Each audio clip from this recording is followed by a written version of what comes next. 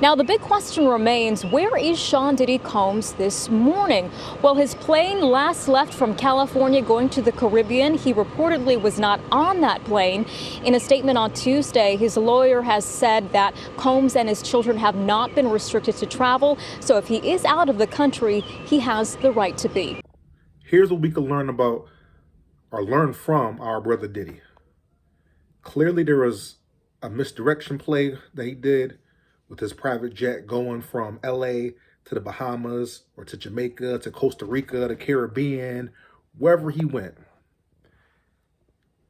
Looks like a clear misdirection play. He didn't want people to. He wanted people to think maybe he left the country, or maybe he sent his kids away out of the country, or I don't know what it is, but clearly he some sort of misdirection.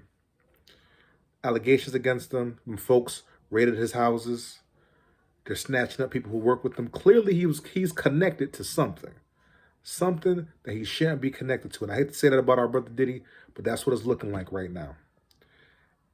And here's what we can learn: you can't allow wealth, fame, or even a little power, right? Because to those who don't, well, I'm not Diddy. I'm not this. I'm not that. You can't even allow power, any sort of power, any sort of authority to go to your head. Sometimes we can get a little bit of juice, a little bit of authority, a little bit of say-so, and then we think that we're God, and we're not God. We're not God. What we say isn't what goes. God is the final authority. God has the final say.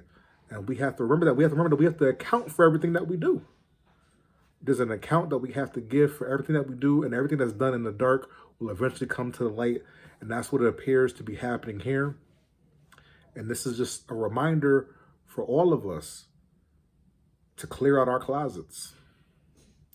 Clear out our closets, meaning clean up our acts, meaning fall in line with what God wants us to do. Because sometimes we're given a grace period. God provides grace. And with that grace, sometimes comes a grace period for you to be able to get yourself together, to clean up your act. But at some point, God has to hold you accountable. If you keep doing wrong intentionally, if you keep hiding in the dark and thinking no one is going to see it, or even worse, hiding in the dark and feeling like even if somebody could see it, that you have enough power, authority, and juice to tell them, yeah, you didn't see that. I'll just pay you off. No, you didn't see it. Don't say nothing. I am the final say. No, my brother. No, my sister. You are not the final say. You're not the final say. And we got to be careful with how we're moving. And we got to clean up our lives, because now we see a man who's going to be made an example out of. He's going to be made an example out of. And we have to ask ourselves, do we at some point want to fall in a similar way? Because we think we're getting away with our dirt, because we think that we're hiding the evil that we're doing. We all fall short, myself included. We all fall short. None of us are perfect. But what I'm saying is, we can't intentionally be doing wrong, and we got to fight for righteousness. We got to fight for righteousness. We can't have righteousness in our homes, righteousness in our families.